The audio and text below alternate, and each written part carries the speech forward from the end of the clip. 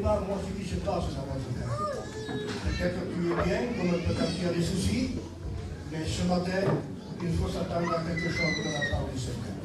C'est sous la direction de notre frère Samuel, samedi qu'on appelle chez nous, qui va diriger dans ce programme et puis il va mettre en honneur quelques chrétiens, prédicateurs aussi, donc de l'église de Saint-Pierre de Chadieu, mais je le laisse dans la liberté qu'il fasse comme Dieu donc, le voudra et dirigé par le Saint-Esprit. Et Dieu bénisse. Gloire à Dieu. Je pense qu'on est dans la joie ce matin. Amen. Parce qu'on a eu déjà 2 jours de bénédiction. Il y a eu des beaux programmes d'évangélisation. Il y a eu une rencontre de serviteurs. On a été bénis. Et ce matin, on est réunis autour de la table. Amen. Et là, on voit quand même l'église réunie. Amen. Ce n'est pas le local que vous savez que ça fait l'église. Mais c'est dans nos cœurs ce matin. Amen. Alors ce matin, on va laisser de côté qui on est et on va louer le Seigneur ensemble. Alors je voudrais chanter avec vous un beau cantique. Je voudrais qu'on chante Dieu est là. Je ne vais pas chanter des cantiques compliqués parce que peut-être que vous ne le connaissez pas, mais je pense que Dieu est là, tout le monde le connaît. Et on va le chanter ensemble. Et on va louer Dieu parce qu'il est là ce matin.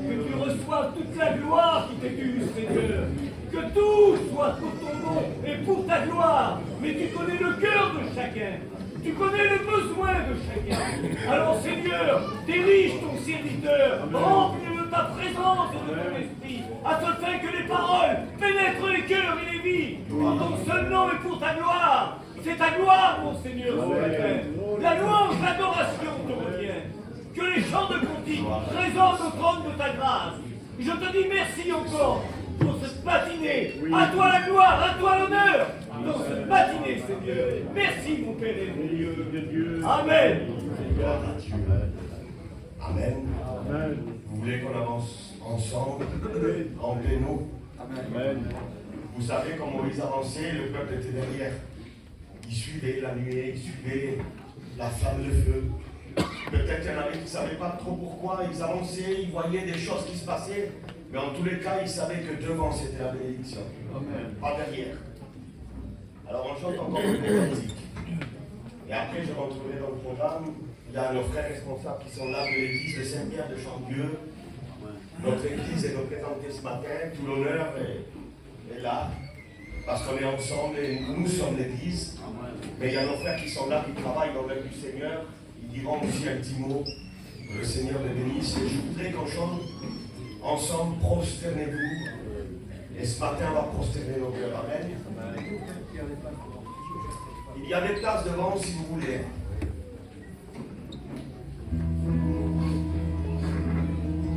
On reste dans cette bonne communion et on chante ce moment de suite. Amen.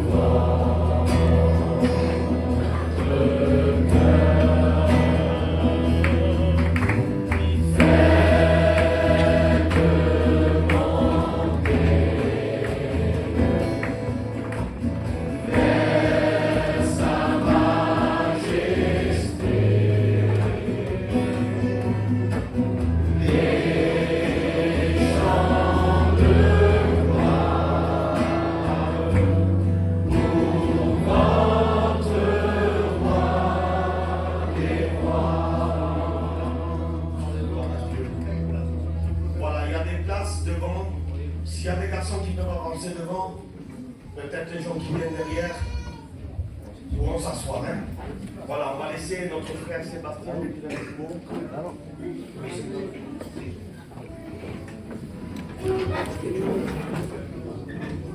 gloire à Dieu, un petit mot. Moi, je me réjouis ce matin de voir toutes ces églises représentées. Amen. Dans mon cœur, il y avait ce désir il y a quelque temps déjà, que ça se réalise, merci Seigneur. Parce que quand Dieu veut quelque chose, il va jusqu'au bout. Amen. Il ne fait pas les choses à moitié, il les fait bien comme il fait. Amen. Et ce matin, je me réjouis quand même qu'on soit tous ensemble. Les églises représentées, je pense que dans l'avenir, on aura ça à faire qui est important. D'être unis ensemble, d'avoir cette communion fraternelle. Gloire à Dieu. Et moi, ce matin, j'ai un cœur sur mon cœur. Je vais partager avec vous. Je voudrais le dire dans toute la liberté. Il ne faut pas qu'on oublie l'essentiel. L'essentiel, c'est lui. Amen. Le plus important, c'est lui. Amen. Et si on est assemblés ici, c'est parce qu'il y a dans nos cœurs ce désir de plaire à Dieu. Amen. Vous savez, dans l'Apocalypse, il est parlé des reproches. Dieu va faire des reproches aux églises. Et dans l'une, l'église d'Éphèse, il dit: ce que j'ai contre toi, c'est que tu as abandonné ton premier amour. Et je pense qu'aujourd'hui, on fait beaucoup de choses pour Dieu, mais on oublie l'essentiel, c'est lui. Amen. Et je crois que ce matin, il faut que tu te rappelles que tu as aimé Dieu et qu'il faut que tu continues cet amour, elle continue à grandir, que tu travailles pour Dieu, on travaille pour Dieu, mais n'oublions pas, l'essentiel c'est lui, c'est Jésus. Alléluia, gloire à Dieu, qu'on soit animés d'un même désir, tous ensemble, gloire à Dieu, un désir de plaire à Dieu et de le passer avant toute chose à lui. Alléluia. Que Dieu vous bénisse. Merci Seigneur. Amen.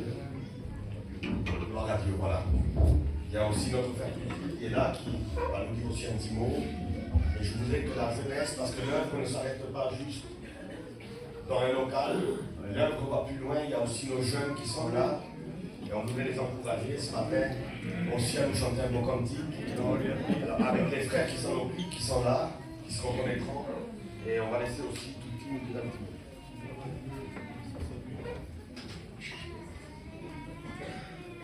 Gloire à Dieu, Amen. Que Dieu soit béni dans ce que Sébastien disait, c'est vrai. Aujourd'hui, ce n'est pas plusieurs églises, c'est l'église. En réalité, dans le ciel, c'est une église. C'est un foyer. C'est une épouse. Il n'y a pas de couleur dans le ciel, si ce n'est la couleur de Christ. On porte aujourd'hui déjà l'odeur de Christ. Nous sommes le parfum de Christ. Il n'y a pas plusieurs parfums, il y en a un seul.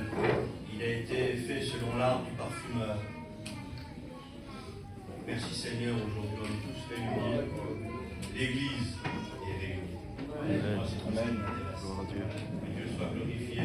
Il est vrai qu'on parle souvent de peuple, on parle souvent de race, de nationalité, mais en réalité on ne devrait même plus en parler. Amen. Parce que d'en parler, ça remet la barrière. Et Dieu est venu pour que les barrières soient élevées. Il a dit, moi, je suis venu pour renverser la barrière de l'iniquité. Ce qui séparait tous les peuples, Jésus l'a renversé.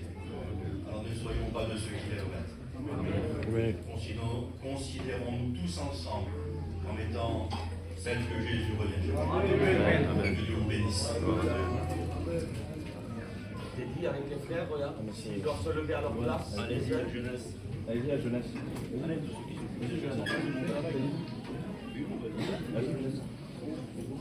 Allez, les jeunes.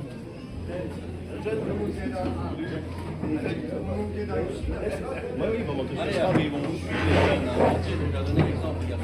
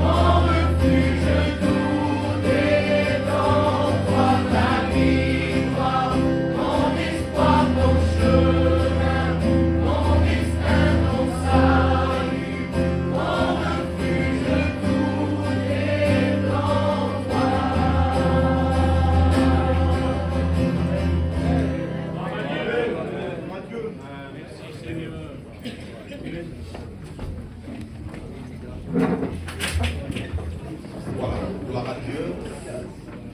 Il y a un moment très important, c'est qu'on peut passer maintenant pour les offrandes, vous savez, on ne fait pas tout ça gratuitement, c'est cher. Les frères sont là, on s'est toujours ensemble. Et si tu peux mettre ton petit 1 euro, mets-le parce que le Seigneur le voit. Si tu peux mettre ton petit euro, mets-le aussi parce que le Seigneur le voit aussi. Ce qu'on va faire, c'est qu'on va mettre ce qu'on peut de tout notre cœur ce matin, c'est pour nous. Et ça, on veut que ça se renouvelle encore. Et si on n'a pas les moyens, on ne peut pas le renouveler. Amen. Voilà, je voudrais que Gino avec son fils, parce qu'il a la joie dans son cœur, son fils est baptisé. Et ils chantent ensemble, et ils vont nous chanter un cantique pendant qu'il y a des frères qui sont désignés pour nos offrandes. Ils viennent partir pour les offrandes. Là,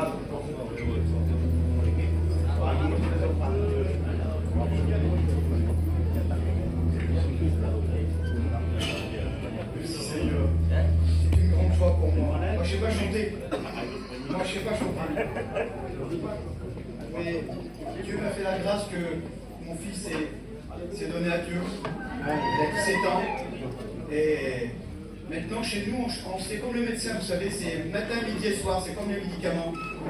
Alors la guitare est toujours tous les jours et chez moi. Et on a toujours. Je ne sais même plus en quoi chanter. Même je chante en espagnol, Victoria.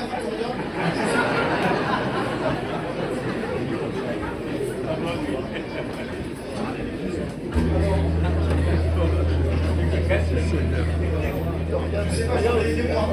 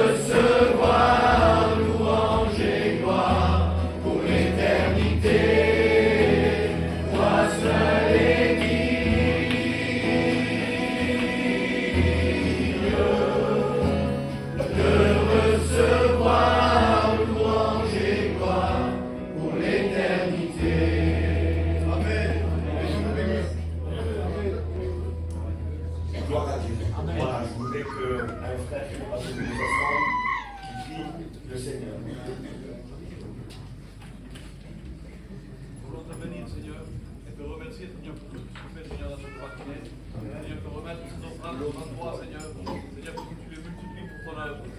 Amen. voilà, gloire à Dieu.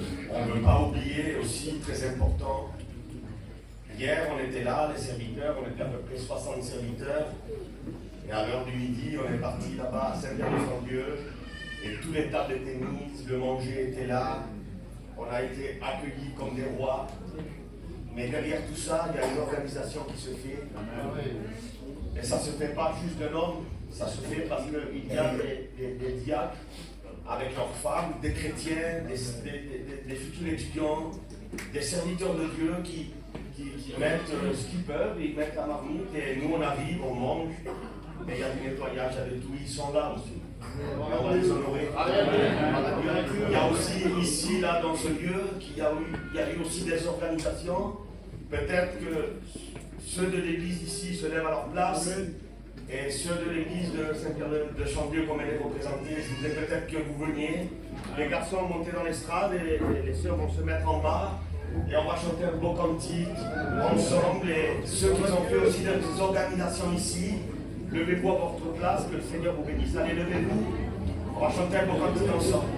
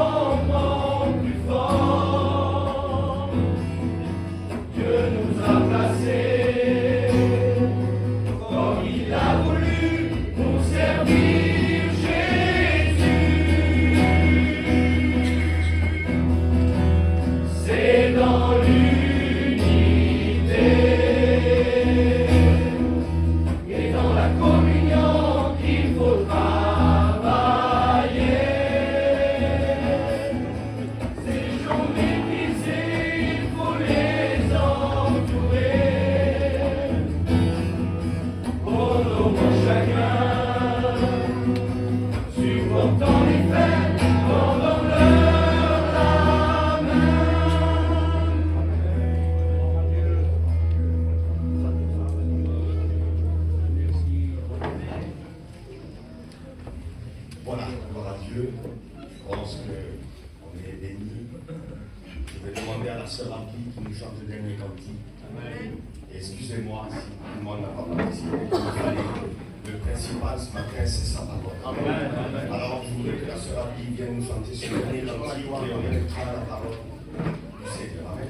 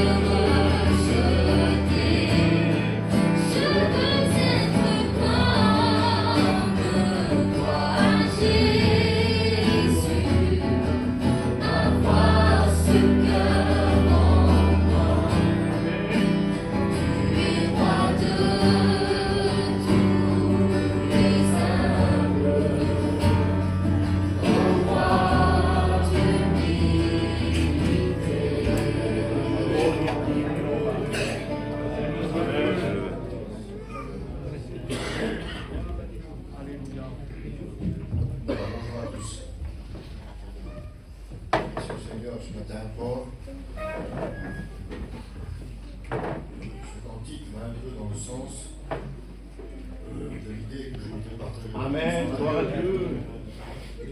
Ceux qui ont le cœur brisé, spécialistes, des cas les plus désespérés, où il n'y a plus d'espoir, là où il n'y a plus de solution, là où les portes sont fermées, là où il semblerait qu'il n'y a plus de sortie de secours. Une lumière s'allume dans les ténèbres. Cette lumière, c'est Jésus. Amen. Je le dis, il est le spécialiste des cas les plus désespérés. Celui qui change notre cœur. Un jour, une chrétienne est venue vers son pasteur, une sœur qui fréquentait l'assemblée plutôt, elle n'était pas encore chrétienne. Et après, à avoir écouté l'évangile, elle a dit, si j'ai bien compris, monsieur le pasteur, il faut que je change de religion alors. Le pasteur lui a répondu, non madame, il ne faut pas que vous changiez de religion. Il faut que Dieu change votre cœur. Ça ne sert à rien de changer de religion. Le mot conversion peut avoir plusieurs significations. Convertir, ça veut dire faire demi-tour. Mais vous pouvez faire demi-tour, peut-être à 3/4. Vous pouvez vous convertir à l'islam, au catholicisme, au bouddhisme. L'apôtre rappelle, il dit convertissez-vous et venez à Jésus-Christ. Amen. Lorsqu'on se convertit, on ne change pas de religion, mais Dieu change notre cœur. Dieu. C'est une petite, c'est pas une histoire, c'est un fait réel qui s'est passé le 16 avril 1961. Les Russes ont été un des premiers, Yuri Gagarin, à faire le tour de la Terre. En quelques minutes, je crois que c'est 60 minutes, 1 heure, il a fait 40 000 km. Donc c'était un événement planétaire à l'époque. 1961, c'était pas comme aujourd'hui. Donc lorsqu'il est revenu dans son pays, lorsqu'il a atterri dans les terres du Kazakhstan, il y avait ici, à cette époque-là, tous les grands politiciens, tous les grands philosophes, tous les membres de l'armée qui étaient là pour accueillir cet homme-là, et puis c'est un événement, c'est vrai qu'en 61, c'était un événement particulier. Et puis il a commencé à faire une tournée en Russie pour expliquer son exploit, ce qu'il avait fait, et il était acclamé dans toutes les villes où il passait, bien sûr, c'était un événement planétaire à l'époque. Et puis il a commencé à faire des séminaires, expliquer les choses, et puis ils sont passés dans des écoles. Et il est arrivé dans une école, qui est une classe de CM2, je crois, ils avaient 10-12 ans, les enfants, une douzaine d'années. Mais c'est un fait réel, c'est une histoire réelle. Et puis cet homme-là a commencé à expliquer son exploit, ce qu'il avait fait. Et il a dit quelque chose, il a dit je suis monté très haut dans le ciel et je n'ai pas vu Dieu. Et puis tous les grands politiciens qui étaient là, puisque l'évangile, vous n'aviez pas le droit de parler de l'évangile à cette époque-là. Tout le monde souriait, tout le monde était content, c'était une preuve qu'il n'avait pas vu Dieu. Il avait monté dans le ciel très haut, il aurait dû voir Dieu si Dieu est au ciel. Et il y avait dans l'assemblée, dans cette école, une petite fille de 12 ans qui faisait partie de ce qu'on appelle de l'église du silence. Puisque l'évangile existait. Les hommes n'avaient pas la Bible comme on avait ici, mais ils apprenaient une page de la Bible par cœur. Ils n'avaient pas le droit, ceux qui avaient l'évangile pouvaient faire 20 ans de prison dans les goulags en Sibérie. Donc ils apprenaient chacun des parties de la Bible. Et ils se réunissaient dans des caves, c'est ce qu'on appelait l'église du silence. Et chacun pouvait donner un verset de la Bible, c'était les versets de la mémoire. Et puis cette petite fille, dans toute son innocence, lorsque cet homme a dit « j'ai monté très loin dans le ciel et je n'ai pas vu Dieu », elle a levé la main. Elle a dit « oui, qu'est-ce que tu veux, ma petite ?» Et puis elle a dit « je sais, monsieur, pourquoi vous n'avez pas vu Dieu. » Il fallait que ce soit un enfant pour dire ça. Une grande personne ne pouvait pas le dire parce qu'il risquait sa vie à ce moment-là. Elle dit parce qu'il est écrit dans l'évangile de Matthieu chapitre 5 au verset 8. Heureux ceux qui ont le cœur pur, car ils verront Dieu. Il faut que le cœur soit purifié. Si le cœur n'a pas été purifié par Dieu, personne ne pourra voir le Seigneur. Alors il ne faut pas changer de religion. Il faut que Dieu change notre cœur. Que nous soyons de véritables chrétiens, de véritables chrétiennes. Être un véritable chrétien, une véritable chrétienne, ce n'est pas s'attacher à un mouvement. Ce n'est pas s'attacher à un nom. C'est s'attacher à Jésus-Christ. Amen. Ce matin, je voudrais partager avec vous quelques versets de la Bible et essayer de, avec la grâce de Dieu, l'Église, je l'ai dit aux frères et dimanche dernier, j'ai parlé de cela, l'Église doit être un lieu de compassion. Est-ce que vous confirmez, vous frères? L'Église doit être un lieu de compassion. C'est un endroit où on vient parce qu'on sait qu'il y a quelque chose de bon. On ne comprend pas. On ne sait pas comment ça se passe. On ne connaît pas tout. Mais on sait qu'il y a quelque chose de bon. Vous savez, le problème que l'on a bien souvent, les hommes, c'est qu'on veut essayer de tout expliquer, de tout comprendre et de tout ramener de cause à effet. C'est-à-dire qu'on est dans une logique de compréhension. Il faut qu'on ait des preuves des choses que l'on dit de ce que l'on dit. La vie chrétienne n'est pas basée sur des preuves, elle n'est pas basée sur la compréhension, elle n'est pas basée sur le savoir, elle est basée sur un mot qui s'appelle la foi.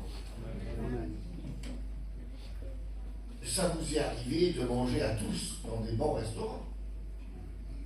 Et puis des fois, on nous fait un plat, on nous sert un plat avec une sauce, quelque chose. Maman, que c'est bon.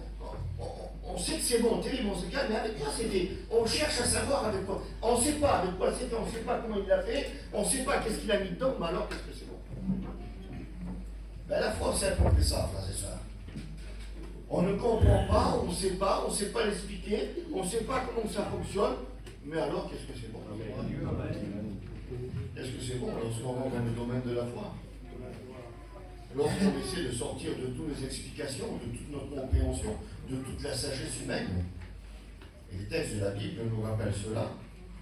Notre vie chrétienne, frères et sœurs, alors s'il y a un mot qui revient, alors excusez-moi, je n'ai ni du grec ni du latin, moi je suis un gitan comme vous, j'ai été à l'école 6 mois dans ma vie. J'aimerais à lire sur les places de temps en temps quand on restait 7-8 jours. Pour mère nous mettait à l'école pour qu'on apprenne un peu, et puis après on s'est appris tout seul, tout seul. Mais l'Évangile nous a appris beaucoup de choses. Et puis voyez-vous, il y a un mot qui revient souvent dans l'Écriture, ce mot affliction, souffrance. Et ce mot-là a une même racine, si vous voulez, dans la traduction de la Bible, c'est le mot tribulation. Et 43 fois, c'est marqué dans le Nouveau Testament. Le mot tribulation. Il n'est pas question de la grande tribulation. Et cette tribulation-là, si vous voulez, c'est ce que vit l'Église. Et ce que rapporte l'apôtre Paul. Et il le dit même dans l'Épître aux Colossiens, il dit « J'achève dans mon corps, dans ma chair, les souffrances de Christ. » Comment ça veut dire que Christ n'a pas assez souffert? Les souffrances de Christ n'étaient pas assez pour sauver l'Église. Parce que dit l'apôtre, j'achève dans ma chair les souffrances de Christ pour l'Église. C'est-à-dire que la souffrance que Paul avait, c'était la souffrance qu'il vivait dans sa vie chrétienne. Et 43 fois, il parle de tribulation, c'est-à-dire de souffrance, d'affliction. Ça veut dire que dans la vie chrétienne, ça veut dire que dans notre vie dans laquelle nous sommes engagés avec Dieu, il y a des souffrances. Et ce serait être hypocrite, je ne sais pas le mot, excusez-moi, mais ce serait vraiment être en décalage avec la parole que de dire qu'un chrétien ne souffre pas. Vous n'avez jamais souffert, frères et sœurs. Et je suis convaincu devant Dieu que vous aimez le Seigneur de tout votre cœur. C'est comme si, quand je vous demanderais ce matin, vous aimez Dieu, vous marchez avec le Seigneur. Vous n'avez jamais commis un péché dans votre vie. Vous n'avez jamais transgressé, votre conscience ne vous a jamais reprise. Faites attention, si votre conscience ne vous reprend pas, il y a un problème. C'est qu'elle n'est pas alimentée par l'Esprit de Dieu. Mais si votre conscience est alimentée par l'Esprit de Dieu, alors automatiquement, on va être repris. Une personne pourrait se lever ce matin. Moi, je ne sais pas.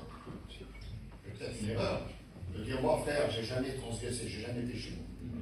Là tu fais la vie de menteur. Parce que l'apôtre dit que chacun branche d'une manière ou d'une autre.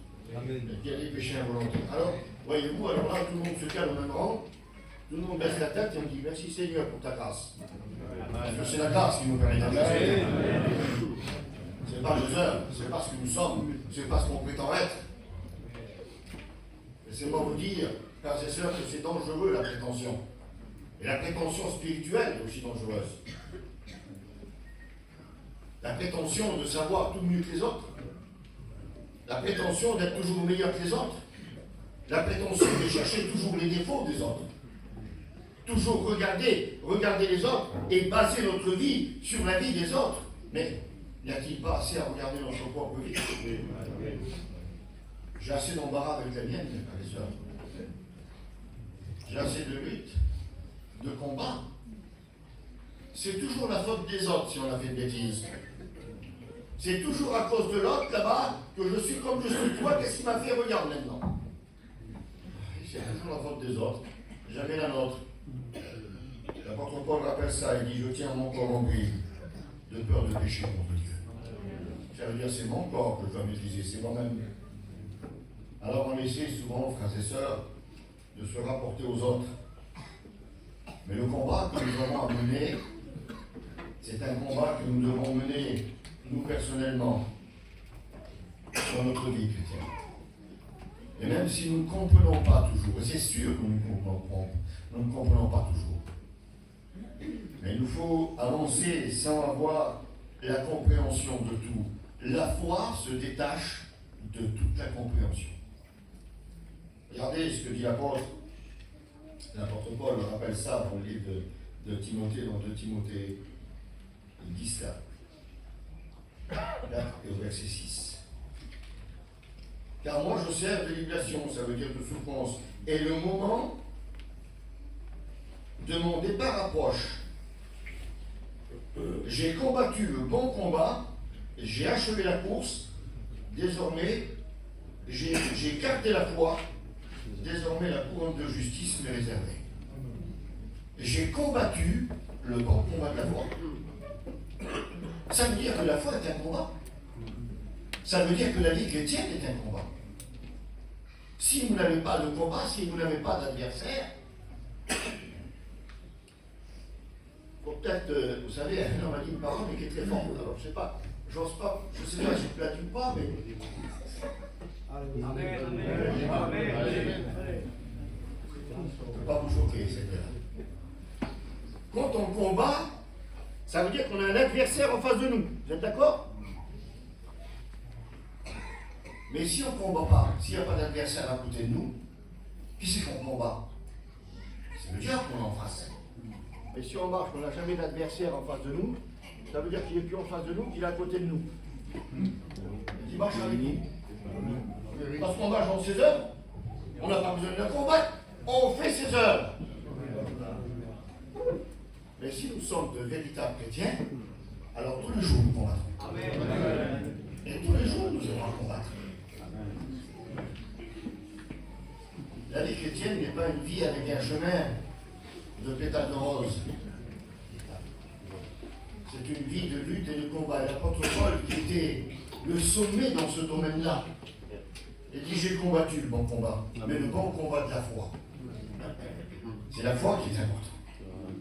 C'est ça qui nous permet d'avancer. Écoutez ce qu'il est dit. Alors je vous lis quelques versets avant de rentrer vraiment dans le sujet, mais je veux quand même appuyer, si vous voulez, ce que je vous dis par les versets de la Bible. Vous êtes d'accord? Amen. On prend le temps, un petit peu de temps. Je vais essayer de ne pas être trop long, mais de toute façon, on a fait.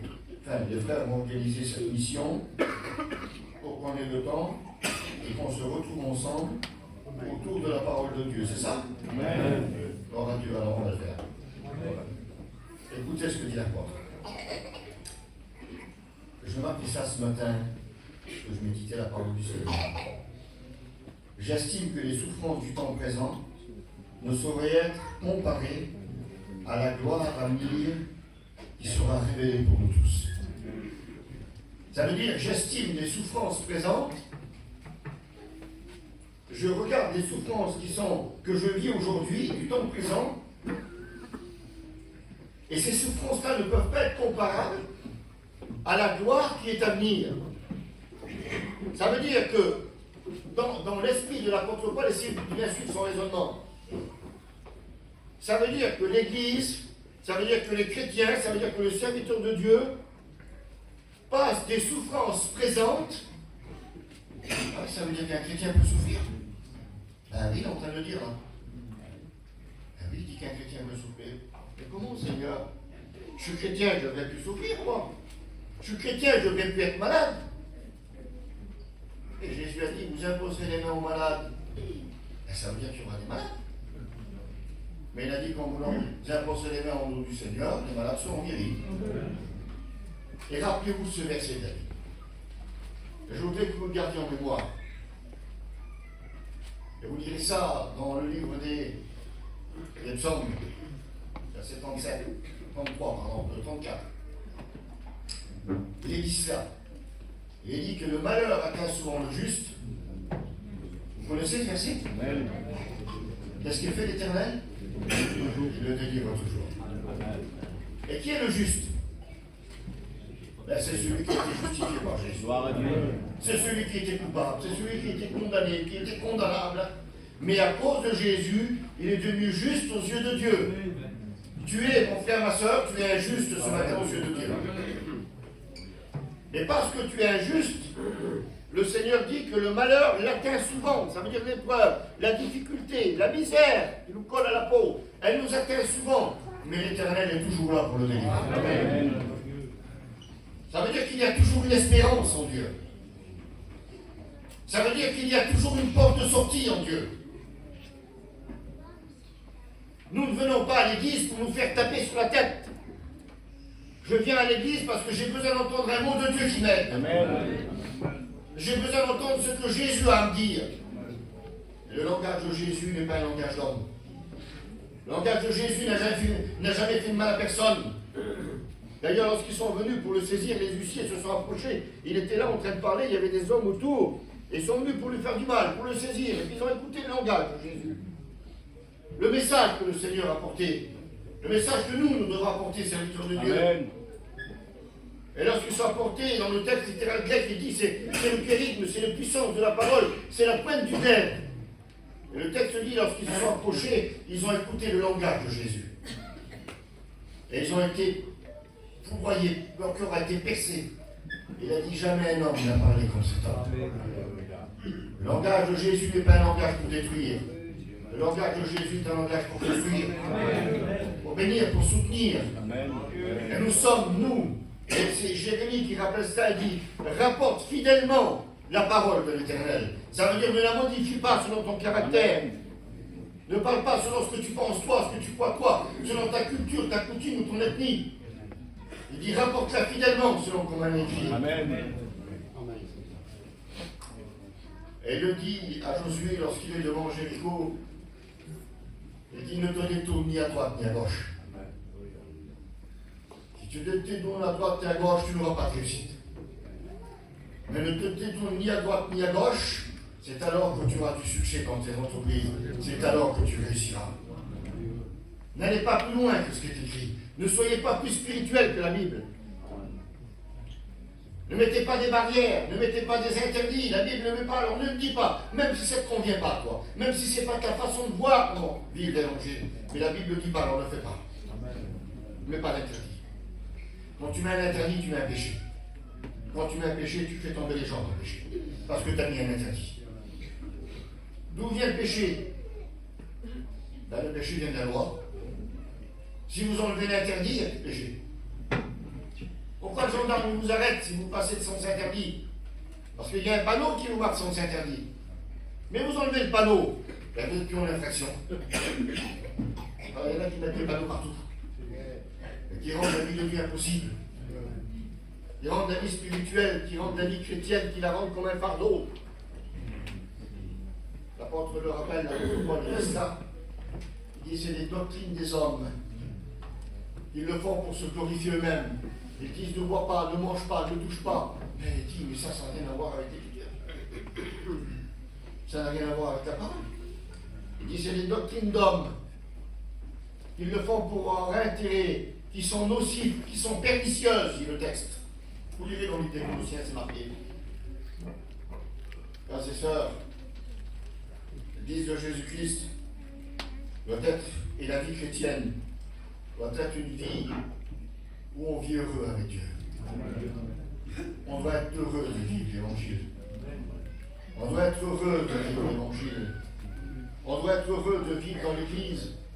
Parce que lorsqu'on est en combat, lorsqu'on est fatigué, lorsqu'on est malade, lorsqu'on a des souffrances, on doit être content de venir à l'église, comme si qu'on vient se nicher dans les bras de quelqu'un, qu'on a mal, qu'on a peur, qu'on souffre, et on vient dans l'église et on trouve du réconfort.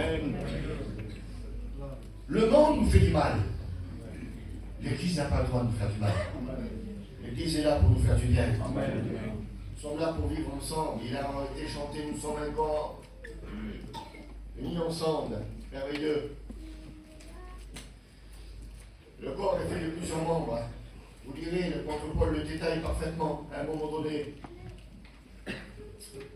Il dit que tous les membres du corps ont la même valeur. Amen. Ne faites pas attention. Donc on n'a pas de mal, on ne fait pas attention, excusez-moi, on ne fait pas attention de notre pied, on n'a pas de mal. On ne sait même pas qu'il est là.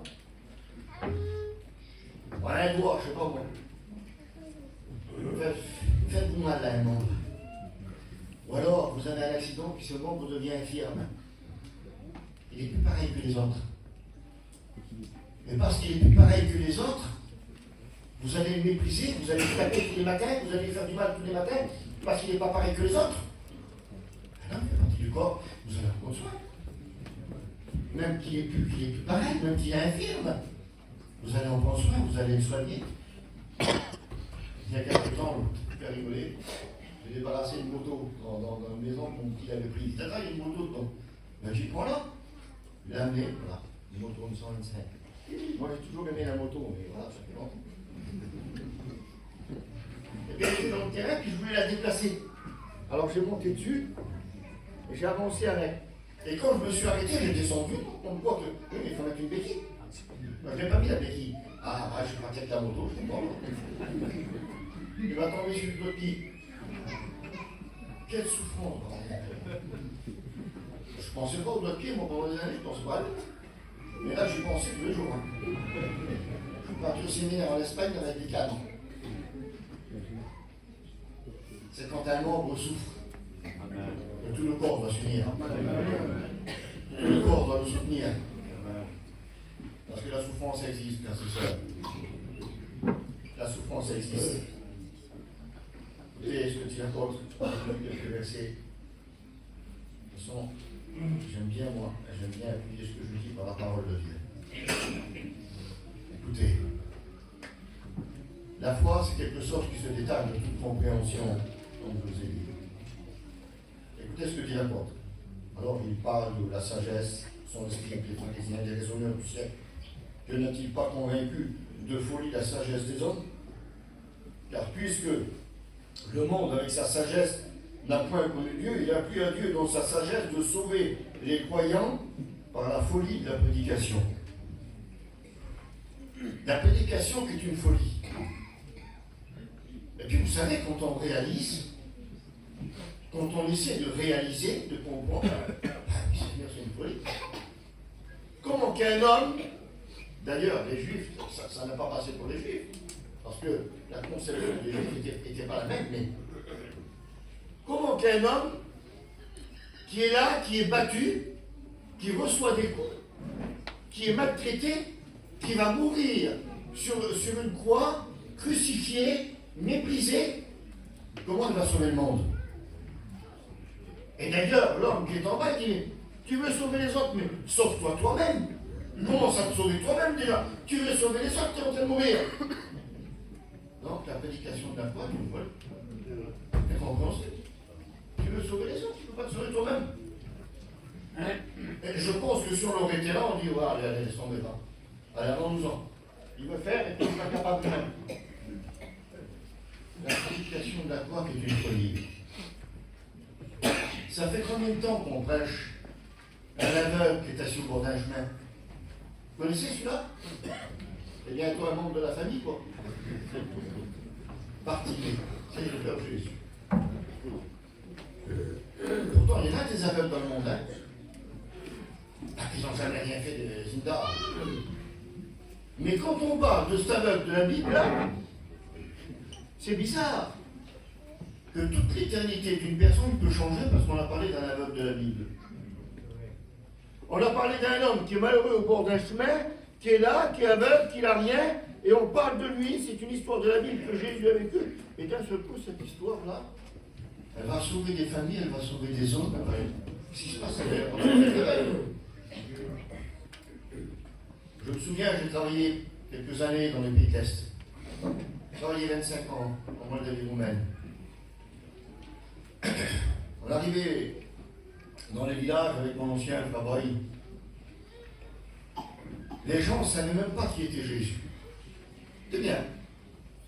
On parlait de Jésus, ils ne savaient même pas qui était. Comme si Gallo disait, qui c'est celui-là?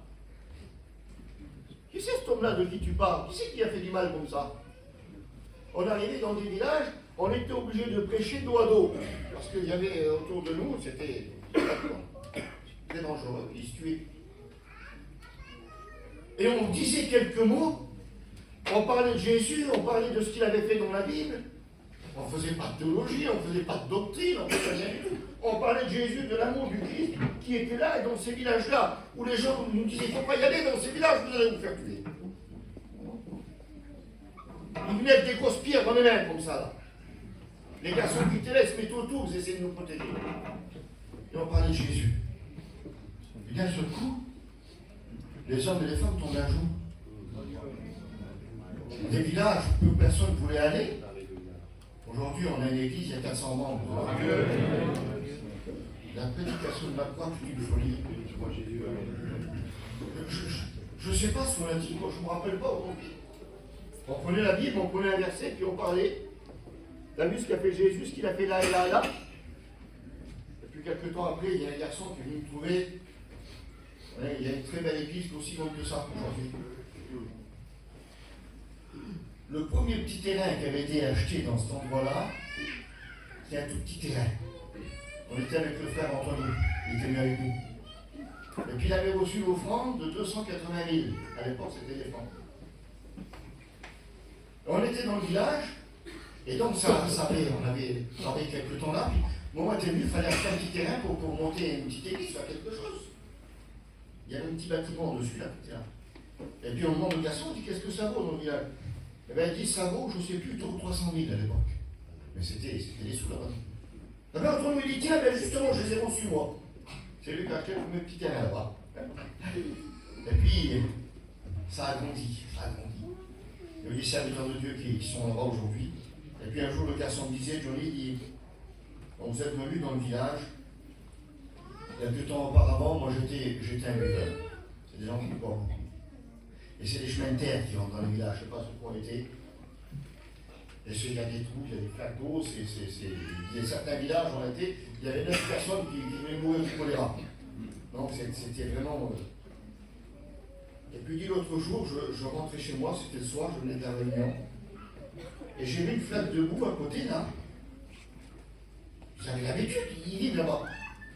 Et puis il dit, quand je suis passé à côté de cette flaque de boue, j'ai senti l'odeur, cette terre humide avec l'eau, et boum, là ça sent mauvais. Et puis j'ai avancé, et puis le Seigneur m'a parlé. Le Saint-Esprit m'a interpellé. Il m'a dit aujourd'hui, tu vois la grâce que tu as d'être un chrétien? Parce qu'il y a quelques jours en arrière, quelques temps en arrière, quand tu passais dans cette flaque de boue, tu te rentrais dedans, tu tombais parce que tu étais ivre. Et aujourd'hui, tu vois que ça sent mauvais. Tu vois que les péchés sont mauvais. Tu vois comment la vie elle a changé. Heureux ceux qui ont le cœur pur, frères et sœurs. Alors la prédication de la croix qui est une folie. Elle est une folie pour ceux qui périssent. De quelle puissance qu'elle a, Seigneur. Je te dis un mystère. Je te dis quelque chose. Mais ce mystère, tu peux le comprendre. Parce que le Saint-Esprit le rend vivant dans ton cœur. Et voyez-vous, frères et sœurs, on est capable de surmonter nos douleurs et nos souffrances. On est capable de surmonter nos misères. lorsque notre foi est fondée sur la parole de Dieu. Écoutez cela, ce qu'il dit un petit peu plus loin. Car la folie de Dieu est plus sage que les hommes, et la faiblesse de Dieu est plus forte que les hommes. Y aurait-il de la folie en Dieu? On peut considérer que c'est de la folie. Parce que ce que Dieu nous demande, ou ce que Dieu nous laisse passer dans certaines situations, on pourrait croire que c'est de la folie. Mais pourquoi, Seigneur, t'as pas fait comme ça et comme ça? Vous l'avez jamais dit ça? Seigneur, si tu fais comme ça, tu demandes moi qu'est-ce qui se passerait derrière? Si jamais tu te guéris, la famille est non, Seigneur. Et des fois, Dieu dit, ben, je vais te montrer. Dieu guérit la personne. Et qu'est-ce qui se passe? Même la personne qui l'a guéri, elle retourne dans le monde. Alors, notre sagesse, oui, la sagesse des hommes, dit que je l'ai fait. Moi, je vis il y a quelque temps derrière, très converti. Une famille. Il y a eu un décès très important, vraiment très important. Ben, toute la famille s'est tournée vers Dieu. Seigneur, comment on va regarder? Comment ça me dépasse? Comment on ne veut pas à Dieu? Parce qu'on ne sait pas ce qui se passe. Il y a quelque chose qui se passe. On ne sait pas comment Dieu fait. Vous pouvez m'expliquer la nouvelle naissance, vous? Allez-y, les théologiens. Je ne sais pas s'il y en a parmi nous. C'est quoi la nouvelle naissance? Tu arrives dans un endroit, tu es un fumeur, tu es un buveur, tu es un méchant, tu es tout ce que tu veux. Tu t'assois dans l'église, tu viens dans l'église pour regarder, pour te moquer. Puis d'un seul coup, bang, quelque chose tombe sur toi. Tu es là en train de pleurer, tu l'as brisé. Tu es un enfant. Comment ça s'est passé? Qui c'est qui l'a fait? C'est un petit peu comme l'aveugle qui vient. On prend cet aveugle, on dit, viens voir, qui c'est qui t'a guéri? Qu'est-ce qui s'est passé? Il dit, je ne sais pas, moi. Il dit, j'étais aveugle, j'ai rencontré Jésus, maintenant je bois. C'est tout ce que je peux vous dire. J'ai pas d'explication. J'étais aveugle, maintenant je bois. Tu étais perdu, ben maintenant tu es sauvé. Comment tu veux l'expliquer? Je ne sais pas. N'essayez pas de vous faire des nœuds dans le cerveau. Hein. Parce que le livre du Deutéronome, il rappelle ça. Les choses visibles sont pour les hommes, mais les choses cachées appartiennent à Dieu. Et c'est à Dieu ce qui appartient à Dieu. Je pense que c'est important. Dieu nous motive, Dieu nous amène dans des endroits, peut-être des chemins qu'on n'a pas cherché. Je me trouvais en Lettonie avec les frères. Christian faisait je travaillais quelques années là-bas, on faisait une grande mission, comme une grande salle comme ça. On a mis des prospectus dans la ville, là, on a fait mettre des prospectus pour avoir tous les gens. C'est une salle des gadgets qui nous avait prêté. Et puis on a fait la réunion. Alors on a fait ce qu'il y avait à faire, et puis là-bas on ne peut pas prêcher au moins directement parce qu'il y avait des gens qui ne comprenaient pas. Donc on a dû prendre une traductrice. Enfin, Christian avait trouvé une gadget à l'ambassade de France qui parlait très bien français. Donc elle est venue, elle nous traduisait en lettonien. Et c'est moi qui ai fait la réunion ce jour-là. Il y avait une grande assemblée, c'était plein. Et puis, après la réunion, la gadget était à côté de moi là. Et puis donc on a fait la réunion comme on fait normalement. Puis j'ai appelé pour les malades. Des malades sont venus et une femme a amené une petite fille. Je me souviens plus, elle avait peut-être 7-8 ans la petite. Je la vois devant moi, une petite blonde comme ça. Elle l'a emmenée par la main, la petite était sourde. Et puis avec les frères, on a prié. On a prié pour la petite. Mais quand on priait pour la petite, elle s'agitait dans nos mains. Qu'est-ce qu'elle a la petite? Et d'un seul coup, elle ouvrait les yeux, elle regardait partout. Elle n'était pas habituée à entendre les sons. Elle venait d'être guérie dans nos mains. Alors, elle ne savait plus. Hein. Sa mère l'appelait, elle ne savait plus, elle était égarée. Ça a fait un bout pour venir dans l'assemblée. Puis, le Seigneur a étendu sa main. C'est l'évangélisation. Dieu bénit dans l'évangélisation des gens. Et puis donc, on a continué la réunion. J'ai fait un appel au salut. Ceux qui veulent venir au Seigneur, ceux qui veulent donner leur cœur à Dieu, puis il y a des gens qui sont venus. Des gens qui sont venus. On a fait cette réunion-là. Et puis, à un moment donné, j'ai dit, voilà, la réunion va se terminer. J'entends, je vois le mari de la gravite assis comme ça sur le côté là. J'entends des soupirs un peu derrière moi. Et une main se pose sur mon épaule et elle me dit, monsieur le pasteur, oui. La gravite, je me tourne, elle est en larmes. Elle dit, moi aussi je voudrais bien accepter ce Jésus. Je n'avais pas pensé à elle, moi. Je pense au gitan qui était devant moi. Mais Jésus l'avait vu au ciel. Amen. Son mari qui était sur la chaise, il était brisé dans l'arbre. Puis maintenant, ils habitent en Suisse, ils sont chrétiens, ils sont dans une église. Dieu fait des choses qui nous dépassent, mes frères. J'étais chez moi tranquillement un jour, regardez la folie de Dieu. Et puis je regardais la carte du monde. Et comme je travaillais en Lettonie, juste un peu plus où il y avait l'Estonie. L'Estonie, c'était un autre pays. Et puis Dieu me mettait à cœur ce pays-là, sans arrêt. J'appelle mon copain en question, j'ai question qu'on aille dans ce pays-là. On est à côté, on va louer une voiture, on va y aller. Et puis on y était. Coup pour coup. Et on est arrivé, on a cherché un peu des gitans partout, puis on trouvait quelqu'un. Puis il dit, j'ai le numéro d'un pasteur, d'un graveau, il dit, on peut peut-être l'appeler. Il appelle le graveau, il dit, oui, monsieur, il dit, le frère, il dit, à 200 km dans un petit village, j'ai entendu parler qu'il y avait des réunions. Il y avait quelqu'un qui parlait de Dieu là-bas. D'accord. Tiens, allons-y, prends l'adresse au graveau, on rentre dans la voiture et on y va. Alors on roule, on fait 200 km, on arrive à un petit village, perdu, nulle part. Dans les petites rues, je ne sais pas si vous connaissez ces pays-là, mais bon. Et puis on arrive devant l'adresse, une toute petite maison comme ça. Je dis, ça doit être là. Je descends, je tape à la porte, puis un homme il m'ouvre, un petit homme. Je regarde et je le salue en buonès, et hop, il me répond. Et puis je commence à parler avec lui, il dit rencontrez. Et puis on s'assoit chez lui, une petite maison comme ça. Et sa femme nous fait un petit peu de café, elle avait lu ça. Et puis on parle un petit moment, on parle pendant une bonne heure, on reste avec eux. Il nous dit bien l'homme-là. Et puis j'ai dit bah écoute, maintenant on va s'en aller. Ah, t'es content de t'avoir rencontré, on va s'en aller. Tout ça, bon, d'accord. C'était le samedi. On monte dans la voiture, on s'en va. On fait quoi, 500 mètres, le téléphone il sonne, il me dit Johnny, je n'ai pas osé te demander, mais si vous voudriez faire la réunion avec nous demain matin. Ben, je dis si tu veux, avec plaisir, on attendait que ça. Donc on se met, on trouve un petit truc pour dormir. Et puis on me met en revient. Puis le frère, le pasteur me dit, frère, je voudrais que ce soit toi qui prêches. Si tu veux, c'est pas un problème. Moi, mon copain, c'est pareil. Ça nous a arrangé en même temps parce que la Christian est traduit sans manger. Et une toute petite salle, mais je ne sais pas, elle faisait la largeur de l'espace là. Pas plus grande. Et puis je commence à prêcher, je ne me souviens plus sur quoi. Je sais pas. Mais je ressens l'onction de Dieu dans l'église là. Et vraiment particulier. Je vous le dis devant le Seigneur, il me semblerait que j'aurais tendu la main, j'aurais touché le Seigneur.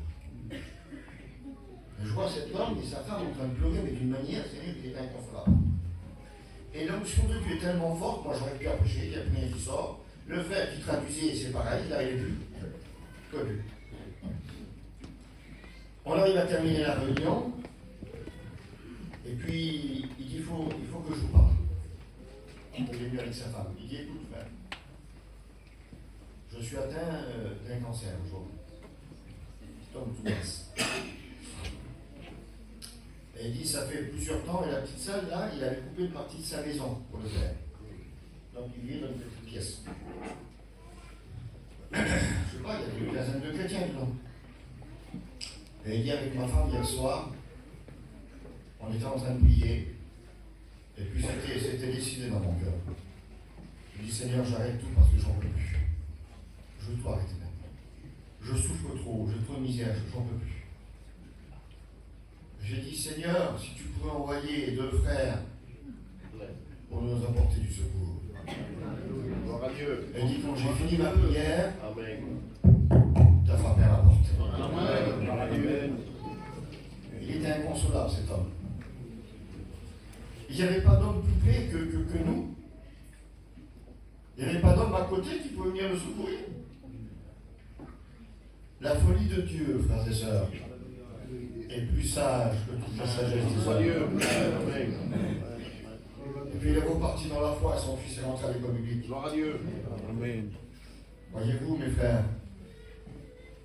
on peut avoir des moments de souffrance, mais notre foi est quelque chose qui doit nous tenir, frères et sœurs, même si nous ne comprenons pas tout.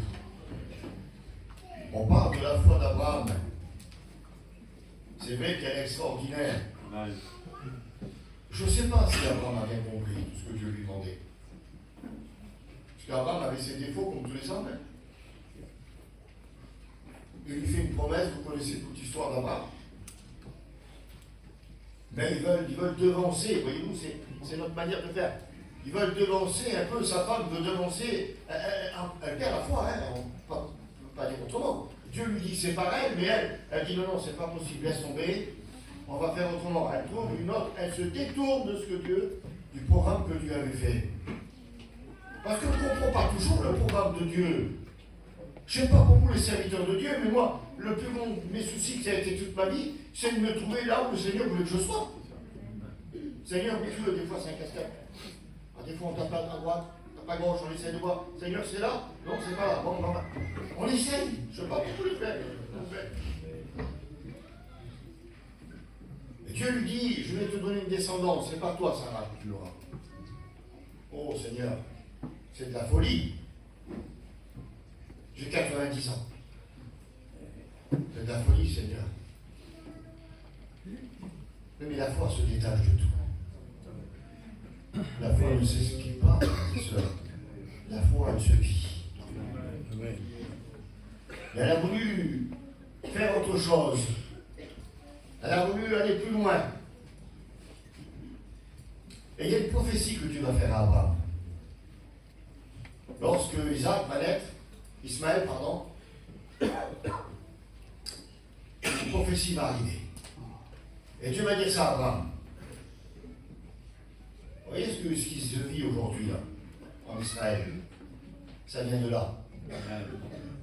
Parce que regardez ce que Dieu va lui dire. Vous lirez ça dans le livre de la Genèse. Il lui dit d'Ismaël, pas lui, hein, l'autre là. Il dit, il sera comme une arme sauvage, et il habitera en face de ses frères.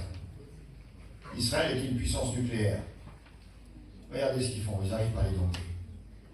Ils habiteront, parce que ce que vous avez, les Gazaouites d'aujourd'hui, c'était les Palestiniens de la Bible. C'est eux. Et il dit, ils habiteront en face de leurs frères. Israël, c'est les frères, hein. Ils ont le même père à l'origine, ça va. Et il dit, ils habiteront en face de ses frères, et ils seront comme une âme sauvage. Ça veut dire jamais tu pourras les dompter. Et regardez jusqu'à aujourd'hui, la souffrance qu'Israël a vécue. Alors elle a voulu faire autrement. Voyez-vous, quand on veut faire autrement que ce que Dieu nous demande de faire, bien souvent il y a des répercussions dans notre vie. Je ne comprends pas, Seigneur, je ne sais pas, mon bordel. Vous savez qu'est-ce qui a fait grandir la mission au départ? C'est les gens qui étaient tellement saints. Devant Dieu, il faut dire notre peuple, il croyait tout.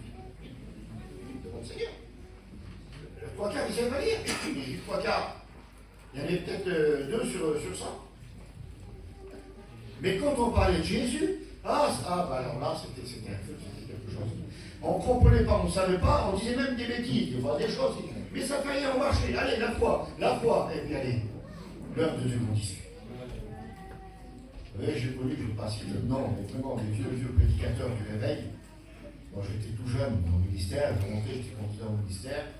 J'ai fait une réunion avec Tutur qui était là, et puis il m'a dit, tu vas chanter mon petit. J'ai chanté. Tom. Ah, puis il a fait la réunion. Moi, j'ai chanté. Il a fait la réunion. Non, il a fait une réunion. Mais on n'avait pas l'habitude, on était à la minute culture des réunions. Et moi, je ne sais rien dire, le vieux là-haut. Mais la manière de faire la réunion, Seigneur, je ne sais même pas dire.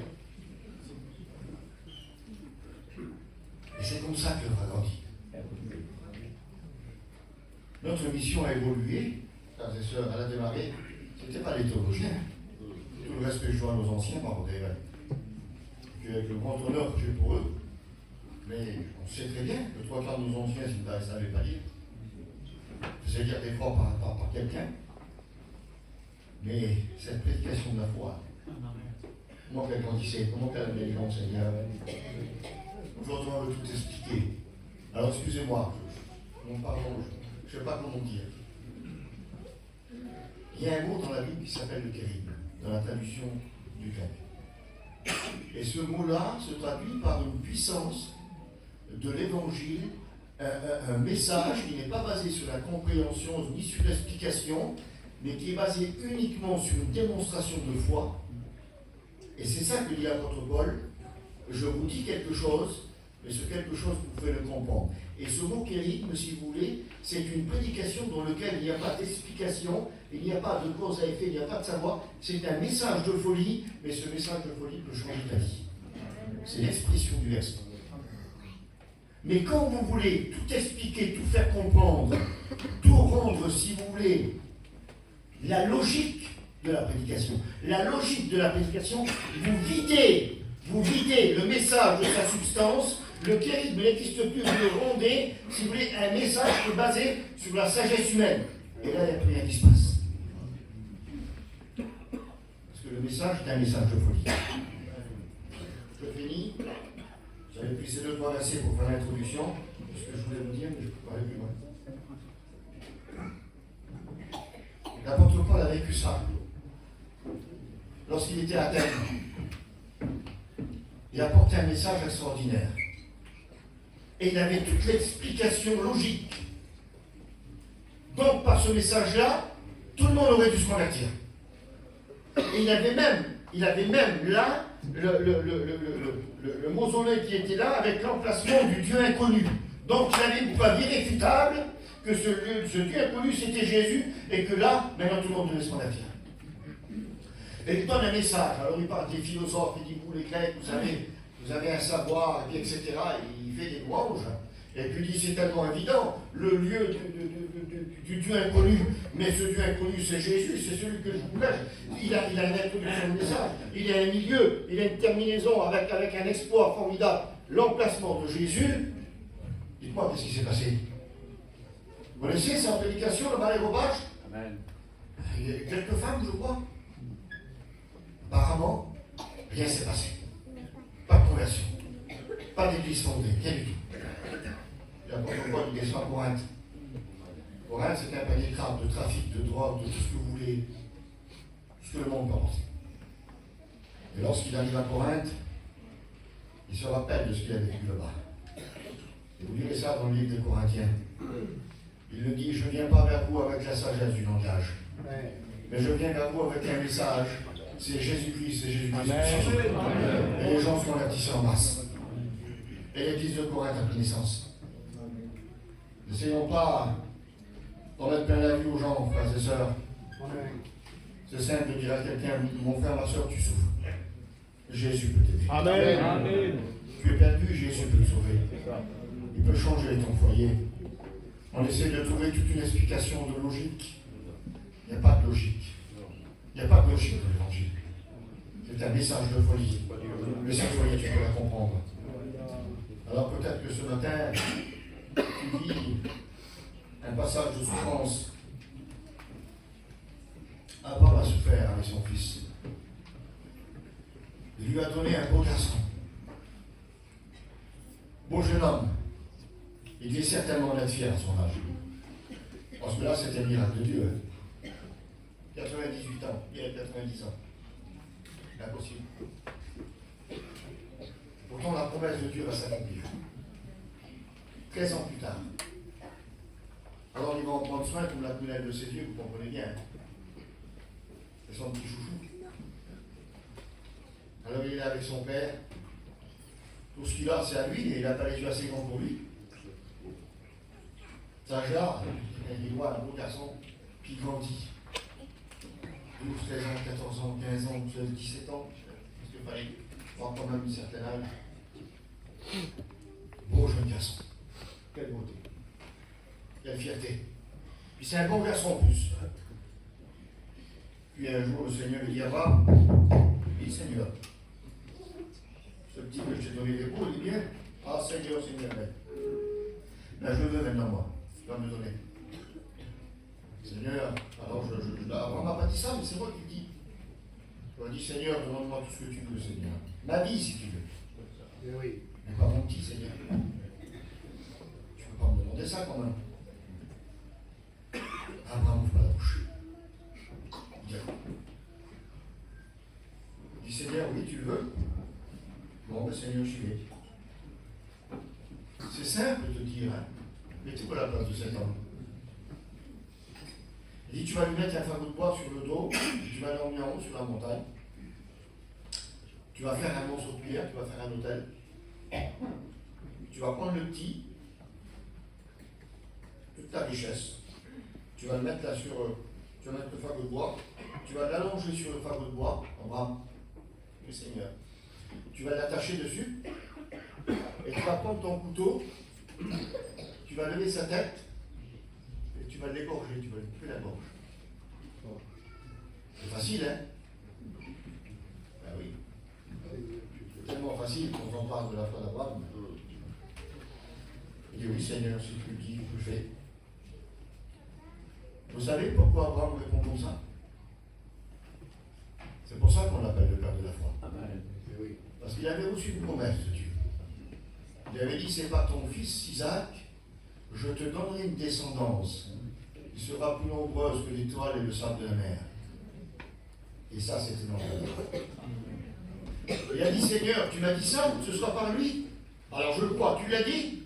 Alors je le mets en haut, je le mets sur le fagot, je l'égorge, je le brûle, mais tu vas le ressusciter parce que tu m'as dit que ce n'était pas lui que tu allais faire. Amen. Amen. Et ça, c'est la foi d'Abraham.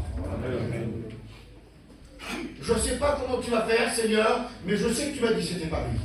Alors si c'est pas lui, tu vas le ressusciter. Et Abraham va jusqu'au bout. Et vous connaissez l'histoire d'Abraham. Dieu se pourvoira, bien sûr. Amen. Et Dieu va. Ce n'est pas, vous savez, je finis avec ces mots. Il y en a qui croient que Dieu nous met à l'épreuve pour voir ce que l'on vaut. Vous croyez que Dieu ne sait pas ce que l'on vaut? Lorsqu'une épreuve est dans notre vie, c'est pour nous montrer à nous-mêmes ce que l'on vaut. Et peut-être aussi servir de témoignage pour les autres. Ta souffrance sert de témoignage pour les autres. Ta vie sert de témoignage. Tu crois que c'est inutile? Je voulais vous parler de l'histoire de Joseph, mais le temps nous manque. Un garçon qui avait tout pour être heureux. Lisez l'histoire de Joseph. Et vous verrez que là où l'on croit, si vous voulez, que nous sommes abandonnés de Dieu, parce que nous sommes dans la souffrance, la Bible déclare que partout où se trouvait Joseph, l'Éternel était avec lui. Amen. Et partout où il posait les pieds, il était une bénédiction pour l'endroit où il se trouvait. Là, mon frère, ma soeur, ce matin, rappelle-toi ces mots. Dans ta souffrance et dans ton épreuve, Dieu ne t'abandonne jamais. Amen. Et que Dieu est avec toi. Amen. Même si tu ne la comprends pas, si tu ne sais pas l'expliquer aujourd'hui, fais confiance à Dieu. Il a été le moyen, Joseph, du salut de toute une nation, mais en passant par un chemin qu'il ne comprenait pas. Tu ne sais pas ce que Dieu te réserve. Tu ne sais pas ce que Dieu a pour toi. Aujourd'hui, tu le vis d'une manière peut-être difficile, mais tu te rappelles du verset de la Bible que je t'ai dit tout à l'heure? Le malheur atteint souvent le juste, mais l'Éternel le délivre toujours. Amen. Voulez-vous qu'on prie ensemble? Te bénissons, Seigneur. La gloire est à toi, Jésus. Et le Dieu sur lequel notre foi est basée, Seigneur. Même si nous sommes des fois dans l'incompréhension, mais nous savons que tu fais ce qu'il y a de mieux pour nous. Nous te disons merci. Merci parce que tu es notre sauveur. Merci parce que nous avons écouté ta parole et ta grâce est tombée sur chacun. Merci pour le devoir que tu as des ici. Toi, peut-être il y en a qui sont dans la souffrance, Seigneur. Ceux qui sont dans l'épreuve, qui ont besoin de secours. Seigneur, je veux prier pour eux ce matin. Je veux prier pour ceux qui ont besoin, ceux qui ont besoin d'encouragement, ceux qui ont besoin de force pour aller de l'avant. Seigneur, je les présente autour de ta grâce. Au nom du Christ Jésus, nous te disons merci, Seigneur. Amen.